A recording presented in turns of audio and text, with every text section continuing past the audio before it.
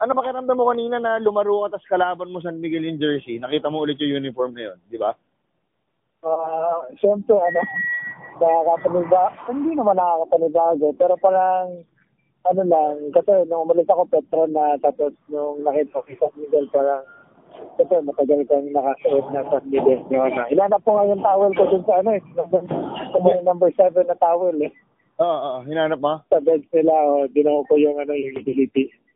Pero, okay naman. May number 7 na jersey ba ron? May number 7 na jersey ron? Wala. Yung towel lang. Hinanap ko kung may towel na number 7. Baka nagkamali sila. Baka nalagyan nila. Tapos hihiramin mo sana. Biniro ko lang yung mga utility. Sila Edwin. So ano yung pre? Parang awkward kanina makita na awkward yung labanan sila na gano'n yung uniform. First time mo yun, Oo, first time na parang Miguel yung kalaban mo kasi patron na yung nakakabahan tapos yun nga parang yung nakaupo ko sa kabilang side at sa Miguel yung sa Miguel jersey yung so pero naman yung ginagawin naman parang focus naman talaga ako sa anong dapat ko gawin. Oo. Pero yung parang pakiramdam mo ngayon ka na trade, Ngayon nag-sink in sa'yo na iba na yung team mo, no? Oo. Parang ganun ko kasi nung na-trade ako, Petron na eh. So, ngayon lang, nilapitan ko kasi si Sol.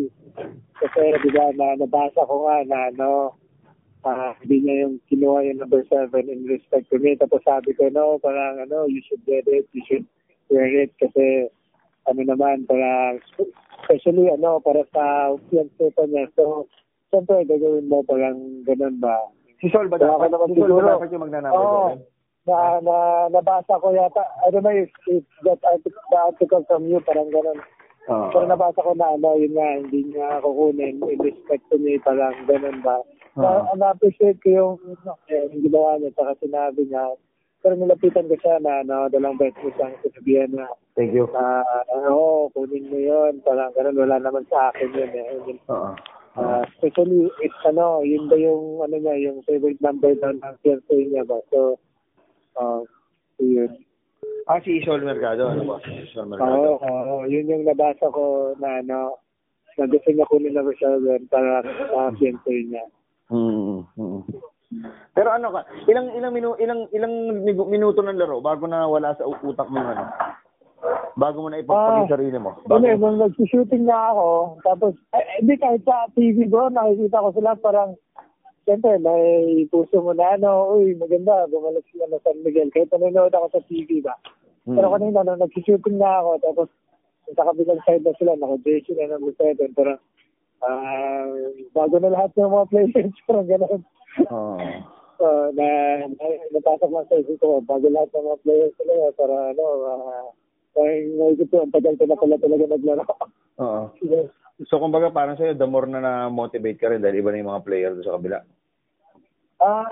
In a way, you find ways naman to motivate yourself to be your best every game.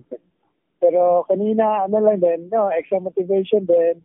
And considering ganda yung kita nila the past 3 games, so para sa amin parang magandang stage ba, kumbaga na hanggang ano na ba kami sa team. So maganda naman. Maganda naman yung kinalabasan. So one of the best years of your career pa rin sa San Miguel din, ano?